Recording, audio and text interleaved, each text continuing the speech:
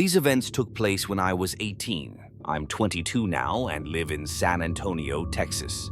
It was my senior year of high school, and COVID had just started spreading rapidly, causing everything to shut down, including my school. Despite the quarantine rules, my friends and I were going out more than ever. With most non-essential businesses closed, there wasn't much to do. However, I have a deep love for urban exploration and visiting haunted locations, a passion I still pursue today. I've always considered myself someone who doesn't get scared easily. Over the years, I've encountered strange situations, including run-ins with homeless groups and even facing the threat of a firearm. But nothing compared to the eerie and unsettling experience I had one night. During that time, I had recently started talking to a girl from one of my high school classes, Clarissa. If it weren't for her confirming my account of that night, I doubt any of my friends would have believed me. We had only been dating for a short time, but I managed to persuade her to explore a wooded nature park at 3 a.m. in San Antonio. The park, known as OP Schnabel, is beautiful and safe during the day, but turns into a completely different place at night. Law enforcement frequently patrols the entrances to keep people out after dark. Tragic incidents have happened there, including the brutal murder of a 24-year-old woman named Lauren Bump in 2016, and in 2021, a young boy exploring the area was shot. Clarissa and I arrived at the park around 3 a.m. The darkness was suffocating, with the thick trees blocking out any moonlight. I prefer not to use a flashlight because it hinders my night vision, and I didn't want to attract unwanted attention from far away.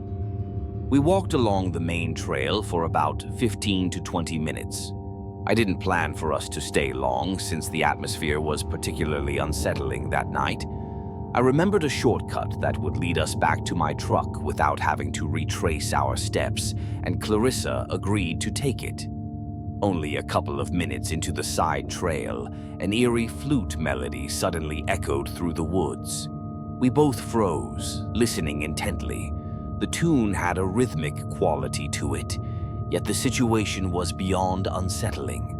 Initially, I wasn't too fazed, but when Clarissa started trembling and whispering prayers, I realized just how terrified she was. The sound seemed to be coming from the main trail, separated from us by about 30 to 50 yards of dense forest. However, it grew louder and closer, making it impossible to determine its exact source. Clarissa was paralyzed with fear, so I reassured her that I wouldn't let anything happen to us and suggested we run back toward my truck. As we sprinted down the trail, I believe the flute music stopped, but my focus was solely on getting us out of there. Suddenly, the sound of rustling leaves and snapping twigs filled the air as something large dashed across our path. I couldn't see what it was, but I could feel its presence, like the rush of air from something massive. We didn't hear it approach or leave. It was just there, and then it wasn't. This time, we turned around and ran back the way we came.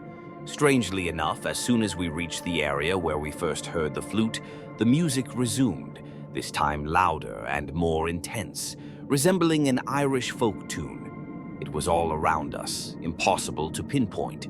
Facing a tough decision, we either had to return to the dark, unknown trail, or take our chances with the main path where the mysterious flute player was lurking. I opted for the main trail, at least it was paved and more open. We sprinted back to my truck, turning what was originally a 20-minute walk into a frantic 7 to 8 minute run. At some point, the flute music finally stopped. On the way back, we passed a random portable toilet. I feared someone might be hiding inside, but thankfully, there was no sign of anyone. My truck was the only vehicle in the parking lot. We jumped in and sped away.